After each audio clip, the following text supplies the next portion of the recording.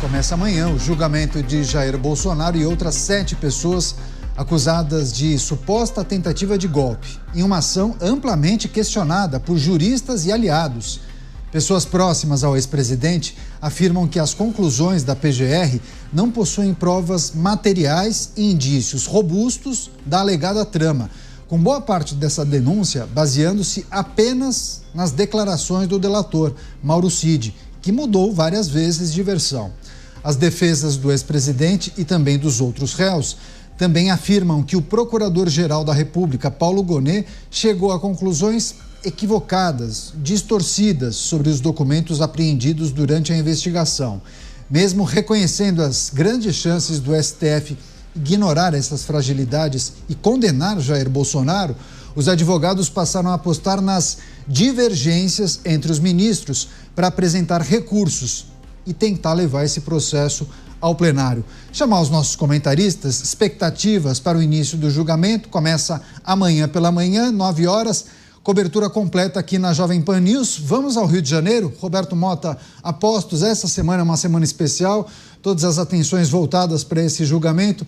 Mota, seja bem-vindo, ótima noite, excelente semana. O que a gente deve considerar, precisa trazer, discutir, analisar em relação a esse julgamento que começa amanhã e também projeções que indicam a possibilidade de até levar essa discussão para o plenário da Corte. Mota.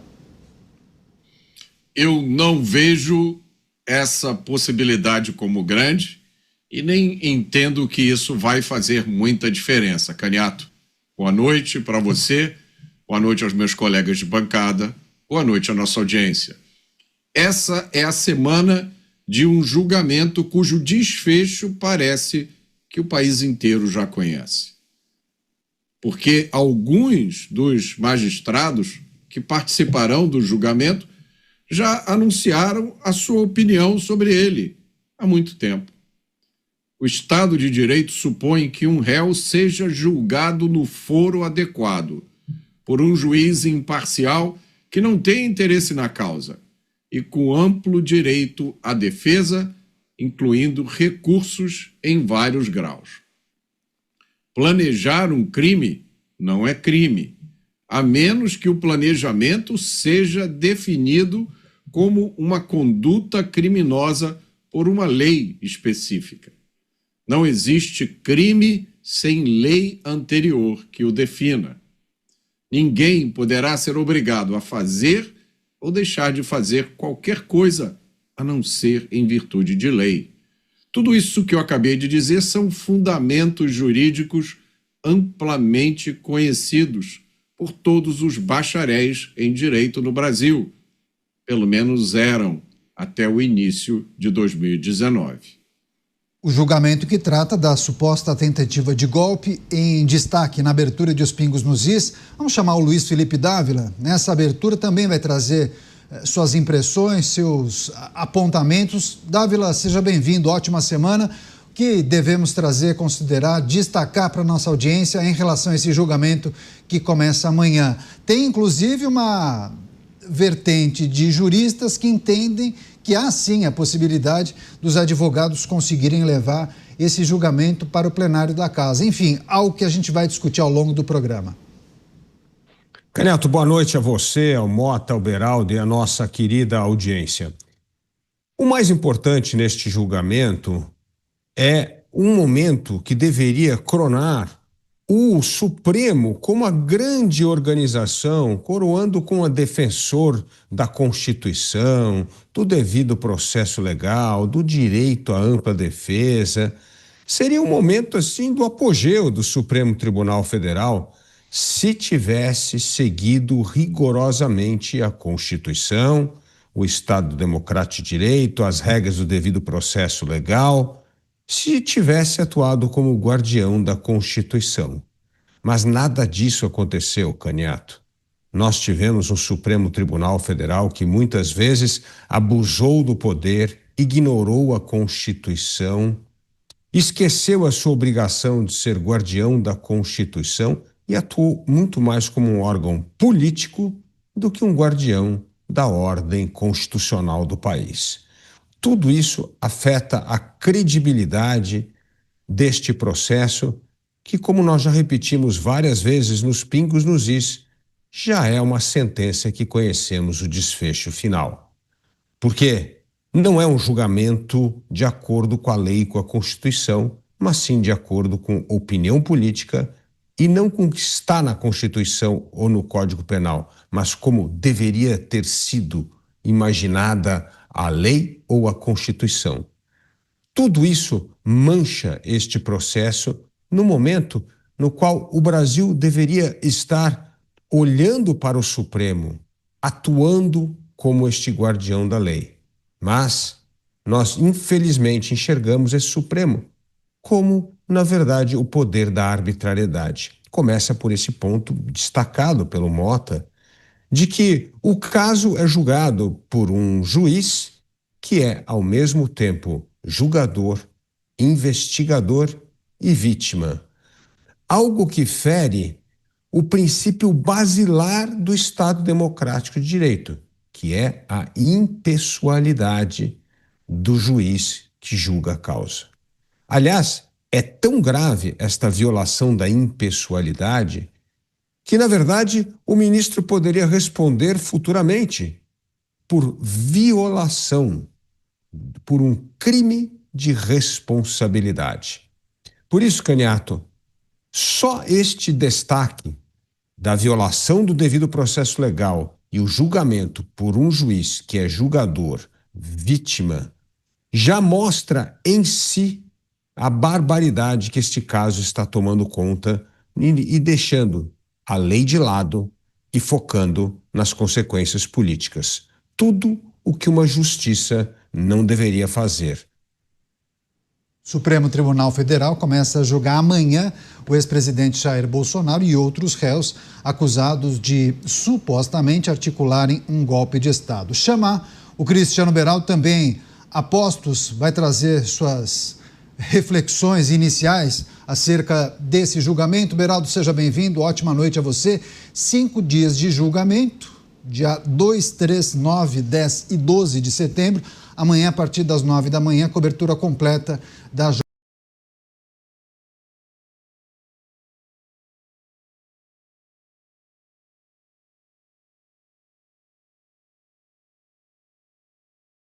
Boa noite, Caniato, boa noite, Mota, Dávila, e boa noite, audiência que prestigia diariamente aqui os Pingos nos Is. Caniato, nós estamos diante de um julgamento que, do ponto de vista prático, ele não precisava nem ter acontecido. Pelas manifestações dos próprios ministros julgadores, a sentença já está dada. O que a gente vai descobrir agora é simplesmente a quantos anos de prisão Jair Bolsonaro será condenado. Esse julgamento que começou, lembremos sempre, com a exibição de um vídeo. O relator queria exibir um vídeo para colocar todo mundo no clima do julgamento. Olha, não vamos esquecer do que aconteceu no 8 de janeiro, dizia assim o ministro julgador, que deveria simplesmente atender ao que está escrito na Constituição, se ater à lei para julgar, se olhar para a capa do processo. É assim que eles próprios dizem. O ministro, o juiz, não deve olhar para a capa do processo, ou seja, não deve se importar com quem está ali, configurando como réu, como acusador, como defensor, simplesmente se ater aos fatos e à lei, e com isso emitir a sua opinião, doa quem doer. Mas não nesse caso. Esse caso é muito especial. Afinal de contas, os ministros estão reunidos para defender a democracia e colocar na cadeia aqueles que ousaram fazer um plano para destruir, para atentar de forma violenta contra o Estado Democrático de Direito. Aí, todos nós, brasileiros, deveríamos concluir, ora, claro, o Supremo Tribunal Federal, esse colegiado de 11 ministros que decidem aquilo que é ou não constitucional. Mas aí somos confrontados com a realidade. Não se tratam de 11 ministros neste caso, se tratam de 5 ministros, porque apesar de toda a gravidade colocada em cima deste tema, eles próprios acharam que era adequado que 5 dos 11 ministros julgassem o caso. Ora, o mensalão levou 8 anos para ir ao Pleno do Supremo Tribunal Federal. Mas neste caso, do golpe que não existiu, este caso, em apenas 5 meses, quiseram os 5 ministros, ele está pronto para ser julgado e colocaram o ex-presidente na cadeia. É justo ou injusto? Não saberemos com esse julgamento. Os crimes cometidos por Jair Bolsonaro serão julgados ou não? Não saberemos com esse julgamento. Esse julgamento trata de vingança. Esse julgamento trata de atropelar a Constituição brasileira. Este julgamento trata dos interesses pessoais daqueles que estão ocupando o cargo de ministro. Eles não serão ministros para sempre, mas eles estão lá usando e abusando do poder que receberam, sobretudo do Senado Federal, que dorme em berço esplêndido, sem reagir a absolutamente nada do que está acontecendo. Pois é, e a gente tem discutido questões que envolvem esse julgamento, a delação de Mauro Cid, as provas que foram levantadas até aqui, e há muitas dúvidas em relação à robustez desse material. Chamar o Roberto Mota para a gente fazer uma reflexão, porque alguns veículos de comunicação, viu, Mota, falam em divergências entre os ministros que integram essa corte, essa turma da Suprema Corte. Além do ministro relator Alexandre de Moraes, temos Flávio Dino, Luiz Fux, Carmen Lúcia e Cristiano Zanin. E há um cenário apontado por alguns veículos que indicam a possibilidade do ministro Luiz Fux abrir divergência ou até fazer um pedido de vista, o que atrasaria ou postergaria em 90 dias esse julgamento. Há algumas sinalizações de que ele poderia fazer isso, outros não. Haverá, sim, divergência, possivelmente, no voto que será manifestado pelo ministro Luiz Fux. Lá atrás, poxa, quantos juristas ou analistas, inclusive comentaristas da Jovem Pan, diziam, olha, já está mais ou menos definido, não há muitas dúvidas em relação ao desfecho desse julgamento. Só que alguns veículos de comunicação, ou analistas, ou até juristas, apontam para a possibilidade, sim, de uma reversão, de uma mudança, um pedido de vista, 90 dias de atraso, ou até alguma brecha aí no funcionamento do julgamento para levar isso para o plenário. Enfim, Mota, você acha possível essa teoria ou essa possibilidade que alguns veículos de comunicação têm destacado, têm levantado? Ou você acha que aquela tese destacada lá atrás de que as coisas já estão mais ou menos definidas é a que deve prosperar? Vejo muita chance disso acontecer, Caniato, e também não vejo como, acontecendo isso afetaria de alguma forma o resultado.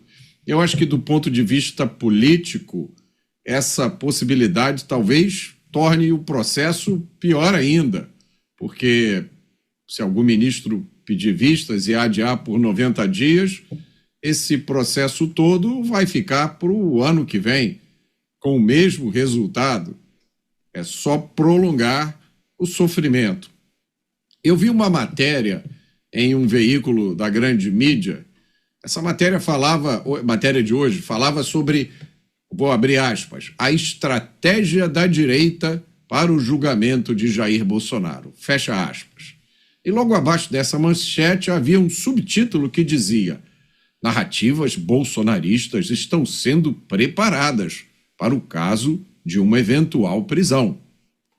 É sério, gente? É sério isso? Essa é a preocupação da nossa imprensa? A narrativa? É isso que as pessoas têm a dizer, que os formadores de opinião têm a dizer sobre o momento em que o país está vivendo? O que é democracia, afinal? Ora, democracia é aquilo que nós dissermos que é democracia, companheiro. Porque se você tem o controle da narrativa, você pode dizer qualquer coisa e a sua palavra será lei. Você pode ter passado a sua vida inteira falando sobre a importância dos direitos humanos. Você pegou até avião para ir a Genebra ou para ir nas Nações Unidas se queixar de violações de direitos humanos no Brasil. Você passou boa parte da sua vida protestando contra a censura, mas agora você quer que os direitos humanos se danem e você passou a ser a favor da censura, porque é para combater a adultização. É tudo pela democracia. Quando a gente olha essas coisas que estão sendo ditas por formadores de opinião, abre aspas, fecha aspas, é inevitável concluir: o século XXI é o século da vitória de Marx, de Antônio Gramsci, de Paulo Freire e a sua pedagogia do oprimido, porque parece que ficou definitivamente estabelecido que democracia é um regime de esquerda, onde meia dúzia de pessoas decidem tudo. Se você não for de esquerda, azar o seu. Ficou estabelecido que essa história de devido processo legal, isso é só para usar nas épocas em que está tudo bem. Quando a coisa fica confusa, aí deixa esse devido processo legal para lá. Quem tem certeza de que é dono da verdade não precisa dessa coisa de Estado de Direito. Esqueça essa história de juiz natural, esqueça o judiciário inerte, isso não se usa mais, independência de poderes.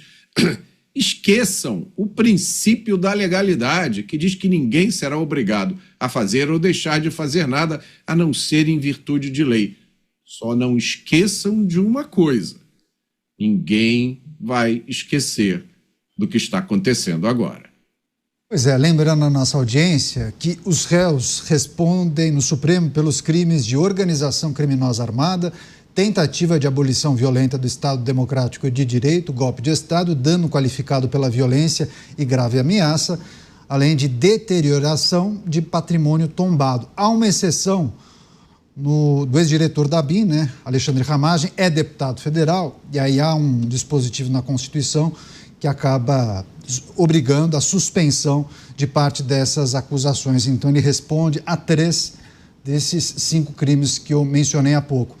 Dávila, e essa tese, essa teoria que indica a possibilidade de pedido de vista de um integrante da turma ou até a possibilidade das defesas conseguirem levar o julgamento para o plenário? Você vê algum tipo de possibilidade disso acontecer? Porque talvez o curso fosse outro no plenário, ainda que haja um entendimento que ainda assim perderia, Todos seriam condenados, mas por um placar talvez não tão elástico. Bom, primeiro, Caniato, é óbvio que um caso envolvendo um ex-presidente da República deveria ser julgado no pleno. Afinal de contas, o Supremo Tribunal Federal é um colegiado, e o colegiado tem que julgar os 11, não a turma, tem que julgar os 11. Ainda mais quando se trata de um caso envolvendo um ex-presidente da República. Essa história de turma é para fazer com que o processo ande mais rápido do que o desejado, para que a opinião fique restrita só à turma, sendo que esta turma, Caniato, pelo menos 3 ministros deveriam estar impedidos de julgar, tá certo? Por quê? Flávio Dino foi ministro do presidente Lula, Nós temos Cristiano Zanin, que foi advogado de Lula, principalmente na época de Lava Jato. E o próprio Alexandre de Moraes, que ele é vítima no processo. Então, é uma turma que, na verdade, 3 dos 5 membros não deveriam julgar se não olhassem a capa do processo, como bem disse o Beraldo. Então, nós temos, primeiro, esta incompatibilidade de interesses de pessoas que até pouco tempo atrás estiveram muito envolvidos com o presidente Lula. Então, como é que vai ser imparcial? E segundo, o juiz que conduz o caso, ele é, na verdade, vítima do processo, ele é o acusador e o investigador. É algo que viola completamente. E aí, mais grave, Caniato, baseado numa delação de Mauro Cid, que era o ex-ajudante de ordens de Bolsonaro, que foram mais de 9 vezes essa delação aconteceu, com versões diferentes, sem nenhuma consistência, sem apresentar documento, prova. E toda a peça da defesa está baseada nesta delação, uma delação confusa, que o próprio ministro Luiz Fux disse que viu com muita reserva 9 delações de um mesmo colaborador, que cada hora acrescenta uma novidade. Isso é uma observação do ministro da turma. Então, Caniato, quando excluímos o nome de Jair Bolsonaro do processo e olhamos o caso, como ele vem sendo conduzido, as pessoas envolvidas, a violação de princípios básicos da isenção, da impessoalidade, mostra que já é em si um projeto condenado a ser justo. E cada vez que a justiça produz injustiça e não justiça, é um desgaste institucional gigantesco para o país, porque todos os cidadãos olham para aquela justiça sempre com a imagem de impunidade, privilégio e injustiça, porque justiça com parcialidade não é justiça.